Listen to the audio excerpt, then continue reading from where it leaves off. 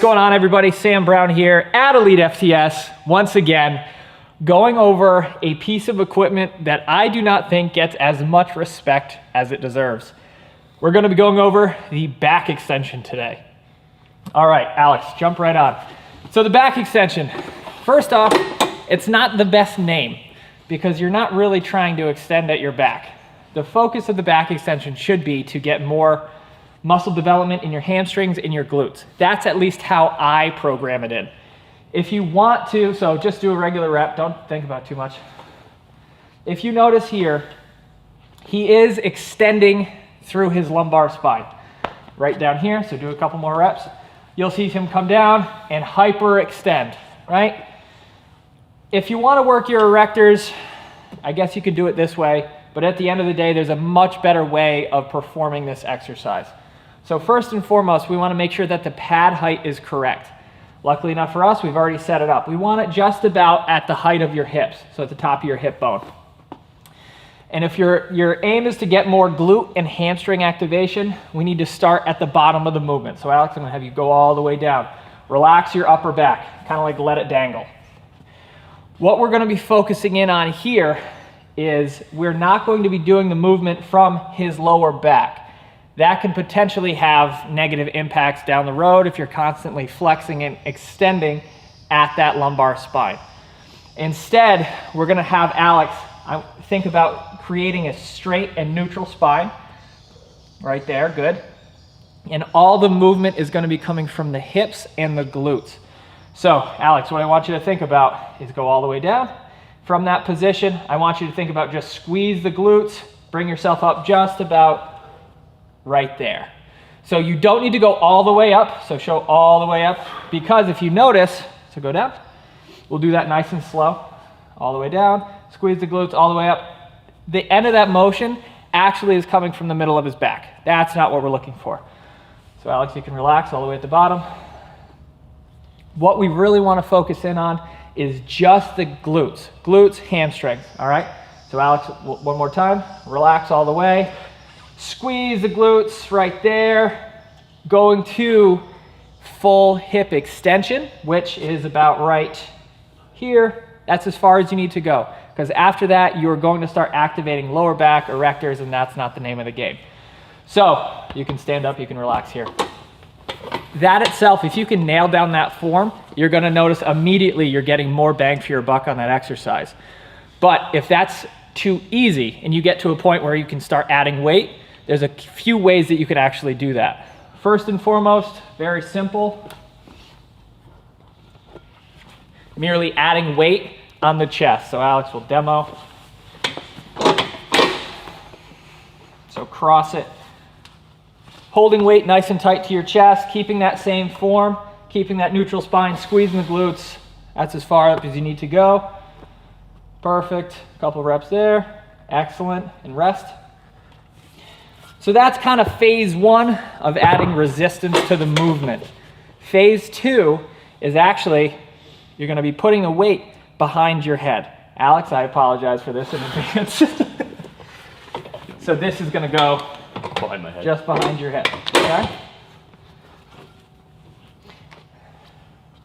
Perfect. Keeping that same form. Locking in. Squeezing the core tight. Squeeze the hips through. Boom.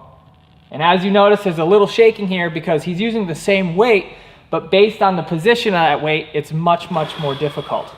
Good, you can rest. Sucks way more, right? Oh, yeah. Yeah, sucks a whole lot more. The final form of utilizing the same weight to make it even more difficult is extending that weight out in front of you, okay? So we're actually gonna go lighter because this is much more difficult. Here we go. So same idea. Yep, and now bring it out, down all the way. Squeeze, right there. Good. So, yeah, good, rest. So as you can see here, you're not only working on that hip extension, now you're working on getting a little bit more work in the stability of those shoulders and getting into that overhead position. Again, much more difficult. The final variation I'm going to show you is how you can increase the difficulty if you don't have any extra weight or bands to utilize for a back extension. So now we're gonna do one leg. Oh boy. Oh boy, you can just drop that. Just body weight. Think of doing it the exact same way, but what we're gonna focus in on is bring this leg out on top of the pad, focusing all that force, driving that foot into that plate, starting in that lower position. Yep, and just squeeze up. There you go. Same thing. Squeeze up all the way, perfect. Let's get one more. All the way down, squeeze, rest. A little bit more difficult? Oh yeah. And with that variation, you can load the weight the same way. You can either do bands, you can do plates, you can do whatever you want. But the idea is change where you hold that weight and what you do with that weight. And you'll notice that difficulty can increase or decrease. All right, so why do we want to bias that hamstring and glute as opposed to the lower back? Well, first and foremost, the back extension should be called the glute extension or the hip extension because that's that motion you're trying to train. The reason we want to do that is that the glutes and the hamstrings are going to be what you utilize to get a bigger squat, get a bigger deadlift, right? Look better naked. Whatever you want to do, the idea should be utilizing the muscles of hip extension to move on this machine. Why we don't want to utilize that lower back or make the motion from that lower back is because what we'll notice is if that lumbar spine starts to flex forward and extend backwards over the course of time, you may find out that you get low back injuries, some stiffness, some tightness, and it's just not great. There are better ways to train your erectors. There are better ways to train your lower back. But the idea on this machine is we want to focus in on the muscles utilized to extend the hips forward. If you're a power lifter or anybody that wants to get stronger with a barbell, the idea of being able to fully extend and flex your hips is more important than merely just training your lower back. The reason I don't like to say like training the lower back is because if I turn Alex around right here, in this area here, there's obviously your erectors, right? There's all these deep spinal muscles that are your true back muscles. But in terms of any sort of musculature here that you can control, there's not much there, right? We don't have that neurological control to flex your erectors. How they work is when you flex forward, they turn on, right? They are designed for anti-movement and to resist movement. So if you're in this position here, you can kind of feel how those erectors kind of turn off. But if you go forward, they stiffen up because they are trying to hold your body in a position, right? So the reason is that we're not trying to train that specifically on this machine is because we don't want to really train our body to utilize the most amount of force production from this position, right? We want the motion to come from the hips and the hip extension and the muscles that control hip extension as the main movers, right? So if you're training your ability to, or if you're training utilizing just this up and back motion, this flexion extension motion, instead of using your hips, you're gonna jack yourself up on a deadlift, right? You're gonna get some sort of lumbo fucking problem, you know, lumbo problem. Edit.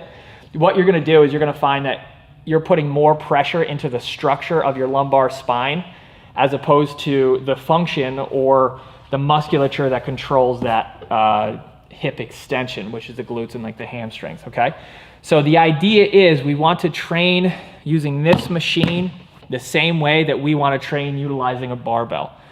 And the idea is the motion comes from the hips. The motion does not come from that lower back. The goal should be to stabilize the core, stabilize the torso, and allow the hips to be what drives that motion. So the reason is that we are going to be doing it the same way here is so we have that carryover when weights start to get heavy in a deadlift as well. So with that in mind, Alex, let's demo this. Let's show them how to do this. The idea should be we want the movement to come from the hips. So we want to make sure that this part of our body, our torso, is nice and tight. So stabilizing that core, keeping that rigid the whole time. As you notice, he comes down, down, down, down, all the way down, all the way down, good. As he goes down a little farther, you're gonna notice he starts to round in his lower back. That's not what we're looking for. We're looking to make sure that his lower back is neutral, right? As you can see from this angle, he's not at full hip extension. What we want to try to do is from here, maintaining this, so kind of relax that upper back a little bit, kind of round it over. Good. As you can see, nice and neutral. All I want you to do, Alex, squeeze your glutes. Squeeze. Boom. All the way down. Keeping that good position. Squeeze. Boom. Perfect. All the way down. We'll do one more. As you can see, oh, don't let that round. Stay nice and tight right there. Squeeze the hips through. Drive your junk into the pad. Boom. Perfect. Rest. That little cue is allowing Alex to get everything, all of that force into his hamstrings and his glutes, and to really train hip extension. A lot of times when people have low back issues is because they aren't able to fully get into an extended hip position utilizing their glutes. What they'll do is they'll start extending through the back and then finish with the hips. So what we're doing here, again, training that pattern, practice like you're gonna play, right?